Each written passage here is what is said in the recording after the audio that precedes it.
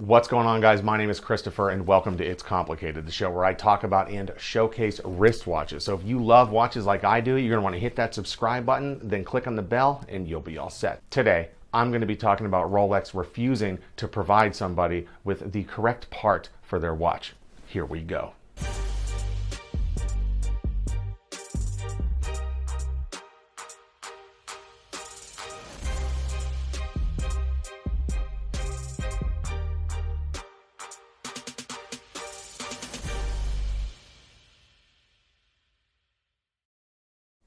So earlier this week, I received an email from a fella named Chris. Chris had quite an interesting situation with Rolex. You see, Chris just turned the big 5-0, and to celebrate, he went to a Rolex AD and picked himself up a Rolex Explorer.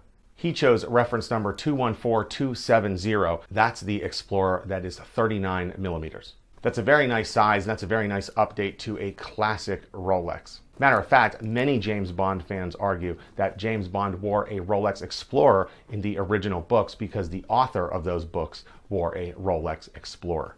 Anyway, Chris buys this Rolex Explorer and he just can't get it to fit perfectly. You know, he had a link removed from one side, put on the other side, then he had that link removed and used the micro adjustment on the bracelet, then he had that link put back in, used the micro adjustment on the bracelet. Again, he just couldn't get it exactly the way he wanted it. So Chris did some digging around and found out he's not the only one experiencing this frustration.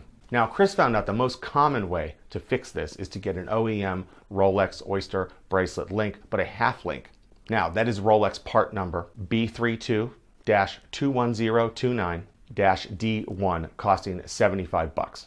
So Chris called his AD and told them to please order that part for him, and they told him there is no such part for his Rolex Explorer. Chris told the lady the part number and told her to please try to order that for him. She seemed very confused and she said she would call Rolex and then call him back. The next day, he received a phone call from this woman from the AD, and she told him that that part is a real part from Rolex, but that is not to be given out to the Rolex Explorer. It is only meant to be used on Rolex Submariners, the ones made of steel anyway. So the Hulk, the Rolex Submariner date, and the Rolex Submariner no date. Chris explained to the lady that the Explorer that he has the exact same bracelet as the Rolex Submariner, and he asked her to just please order that part anyways. He even told the lady that he was willing to make a final sale, meaning that if it didn't fit his watch, then he would just keep it. Then the lady tells Chris that that was not possible because when you order a part from Rolex, you have to use the serial number of the watch. And since he doesn't have a Submariner, Rolex is not willing to give him that half link.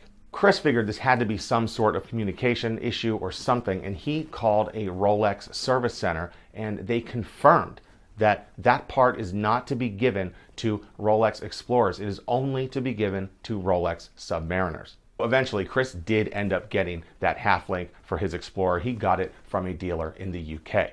Now, I don't know if that dealer was an authorized dealer or if that was a gray market dealer.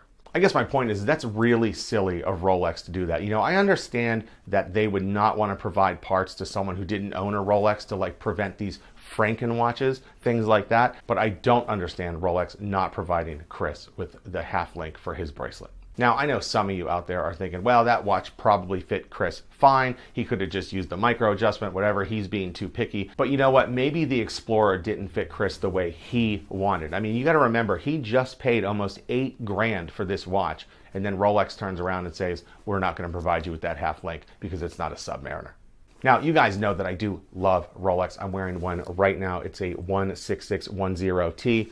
Very awesome watch, but I think that Rolex is a little ridiculous in situations like this. And I feel that this is one of the many reasons why the gray market is so popular right now. So, super interesting story, and thank you for the email, Chris. If you guys have any questions for me, feel free to email me. I will likely get back to you very shortly, and who knows, I might even make a video about your question. And that wraps up another episode of It's Complicated. Don't forget to subscribe to the show, like this video, share it with all your friends, and I'll see you next time on another episode of It's Complicated.